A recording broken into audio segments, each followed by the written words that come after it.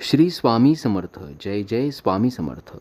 श्रावण महिन्यातील प्रत्येक रविवारी नव्हे दररोज सूर्य गायत्री मंत्राचं पठण श्रवण अवश्य करा.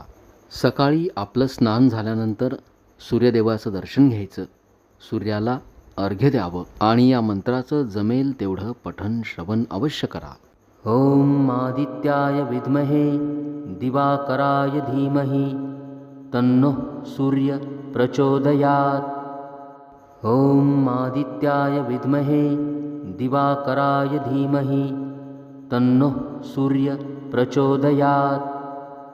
ओम आदित्याय विद्महे दिवाकराय धीमहि तन्नो सूर्य प्रचोदयात्. ओम आदित्याय विद्महे दिवाकराय धीमहि तन्नो सूर्य प्रचोदयात्. ओम आदित्याय विद्महे दिवाकराय धीमहि तन्नो सूर्य प्रचोदयात्. ओम आदित्याय विद्महे दिवाकराय धीमहि तन्नो सूर्य प्रचोदयात्. ओम आदित्याय विद्महे दिवाकराय धीमहि तन्नो सूर्य प्रचोदयात्. ओम आदित्याय विद्महे दिवाकराय धीमहि तन्नो सूर्य प्रचोदयात्. ओम आदित्याय विद्महे दिवाकराय धीमहि तन्नो सूर्य प्रचोदयात्. ओम आदित्याय विद्महे दिवाकराय धीमहि तन्नो सूर्य प्रचोदयात्.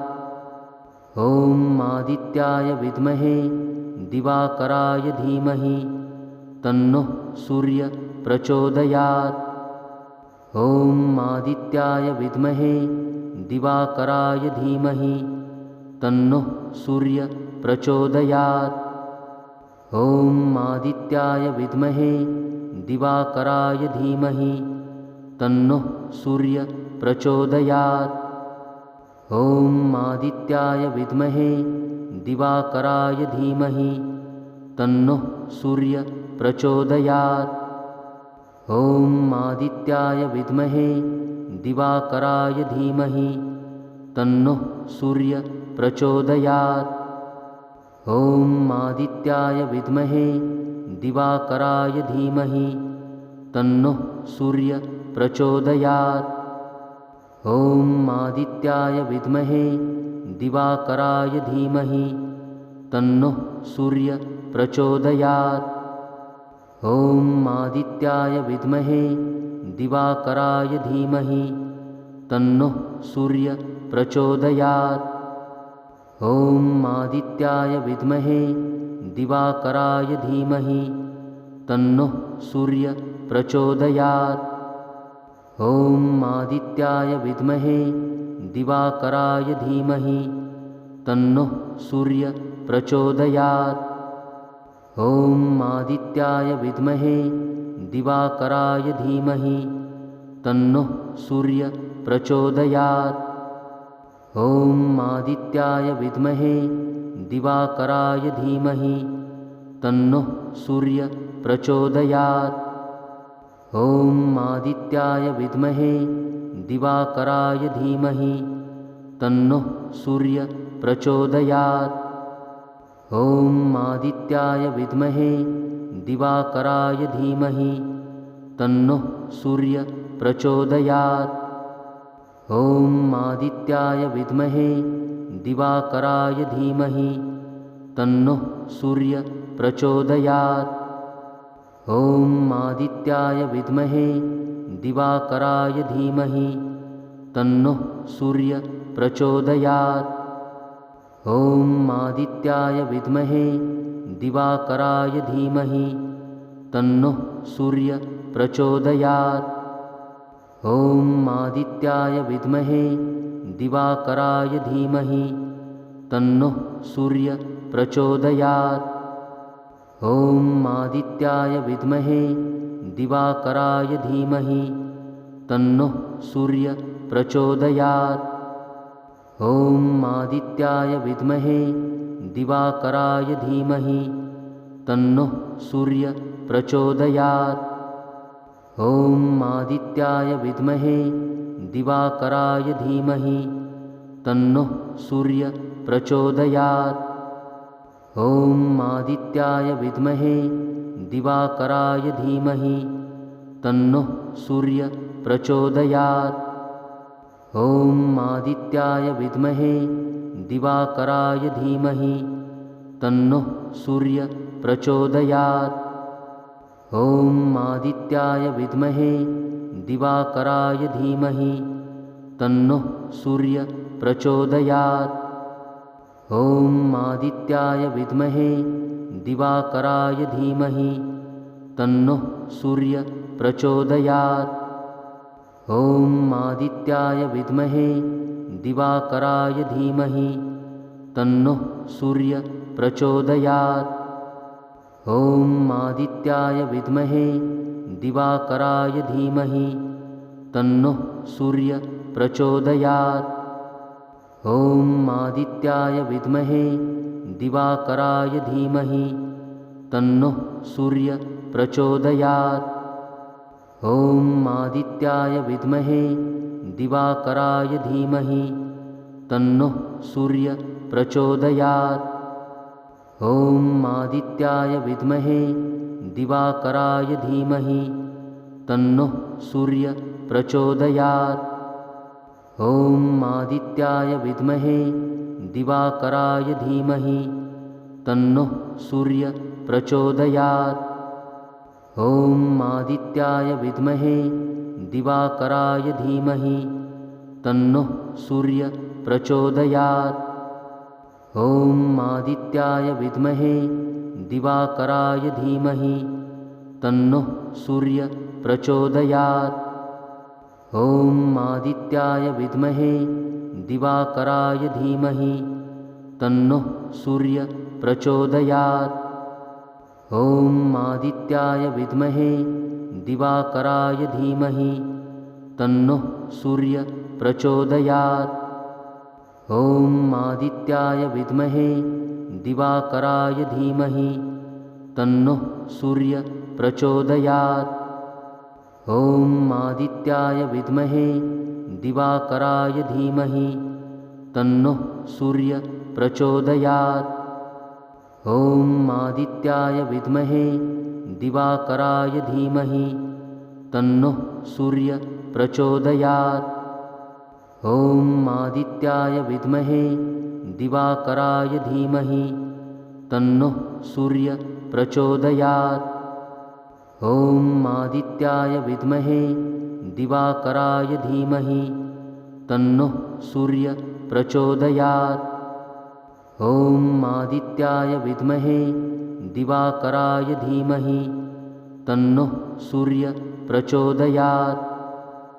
ॐ आदित्याय विद्महे दिवाकराय धीमहि तन्नो सूर्य प्रचोदयात्।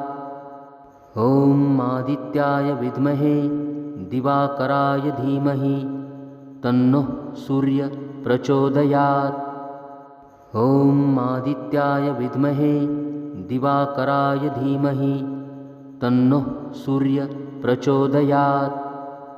ॐ आदित्याय विद्महे दिवाकराय धीमहि तन्नो सूर्य प्रचोदयात्।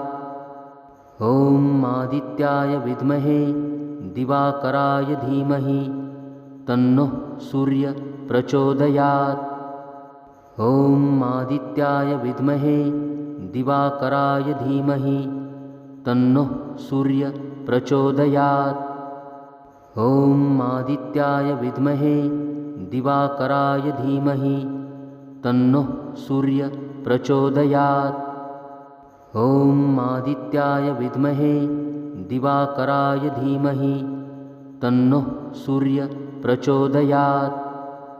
ॐ आदित्याय विद्महे दिवाकराय धीमहि तन्नो सूर्य प्रचोदयात्।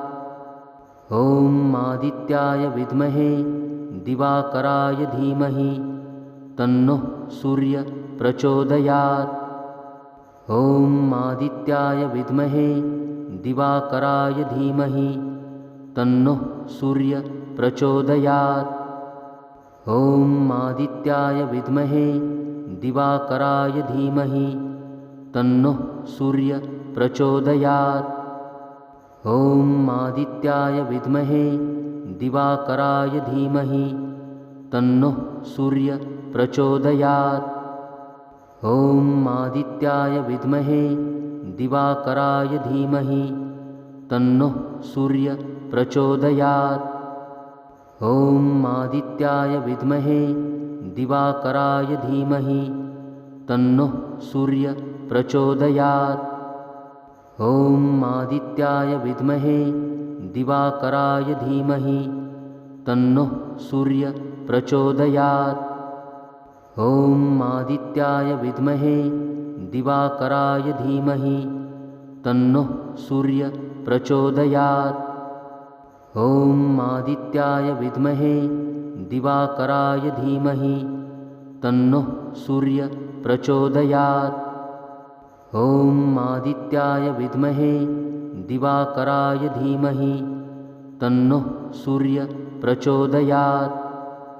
ॐ आदित्याय विद्महे दिवाकराय धीमहि तन्नः सूर्यः प्रचोदयात्। ॐ आदित्याय विद्महे दिवाकराय धीमहि तन्नः सूर्यः प्रचोदयात्। ॐ आदित्याय विद्महे दिवाकराय धीमहि तन्नः सूर्यः प्रचोदयात्। ॐ आदित्याय विद्महे दिवाकराय धीमहि तन्नः सूर्यः प्रचोदयात्। ॐ आदित्याय विद्महे दिवाकराय धीमहि तन्नः सूर्यः प्रचोदयात्। ॐ आदित्याय विद्महे दिवाकराय धीमहि तन्नः सूर्यः प्रचोदयात्। ॐ आदित्याय विद्महे दिवाकराय धीमहि तन्नः सूर्यः प्रचोदयात्। ॐ आदित्याय विद्महे दिवाकराय धीमहि तन्नः सूर्यः प्रचोदयात्। ॐ आदित्याय विद्महे दिवाकराय धीमहि तन्नः सूर्यः प्रचोदयात्। ॐ आदित्याय विद्महे दिवाकराय धीमहि तन्नः सूर्यः प्रचोदयात्। ॐ आदित्याय विद्महे दिवाकराय धीमहि तन्नः सूर्यः प्रचोदयात्। ॐ आदित्याय विद्महे दिवाकराय धीमहि तन्नः सूर्यः प्रचोदयात्। ॐ आदित्याय विद्महे दिवाकराय धीमहि तन्नः सूर्यः प्रचोदयात्। ॐ आदित्याय विद्महे दिवाकराय धीमहि तन्नः सूर्यः प्रचोदयात्। ॐ आदित्याय विद्महे दिवाकराय धीमहि तन्नः सूर्यः प्रचोदयात्। ॐ आदित्याय विद्महे दिवाकराय धीमहि तन्नः सूर्यः प्रचोदयात्। ॐ आदित्याय विद्महे दिवाकराय धीमहि तन्नः सूर्यः प्रचोदयात्। ॐ आदित्याय विद्महे दिवाकराय धीमहि तन्नः सूर्यः प्रचोदयात्। ॐ आदित्याय विद्महे दिवाकराय धीमहि तन्नः सूर्यः प्रचोदयात्। ॐ आदित्याय विद्महे दिवाकराय धीमहि तन्नः सूर्यः प्रचोदयात्। ॐ आदित्याय विद्महे दिवाकराय धीमहि तन्नः सूर्यः प्रचोदयात्। ॐ आदित्याय विद्महे दिवाकराय धीमहि तन्नः सूर्यः प्रचोदयात्। ॐ आदित्याय विद्महे दिवाकराय धीमहि तन्नः सूर्यः प्रचोदयात्। ॐ आदित्याय विद्महे दिवाकराय धीमहि तन्नः सूर्य प्रचोदयात्। ॐ आदित्याय विद्महे दिवाकराय धीमहि तन्नः सूर्य प्रचोदयात्। ॐ आदित्याय विद्महे दिवाकराय धीमहि तन्नः सूर्य प्रचोदयात्। ॐ आदित्याय विद्महे दिवाकराय धीमहि तन्नः सूर्य प्रचोदयात्।